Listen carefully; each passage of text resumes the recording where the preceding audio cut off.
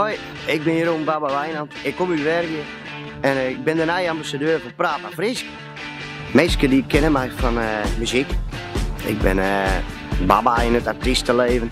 Ik schreeuw een maatje in mijn eigen Friestalige rockmuziek. De meeste mensen kennen mij van mijn nummer Vrije Friesen. Wij binnen vrij, dat binnen wij.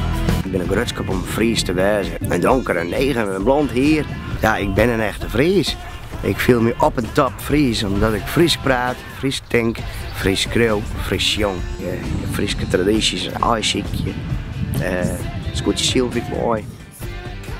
Ik vind het heel belangrijk dat Friesland promoot wordt en de Friese taal met name.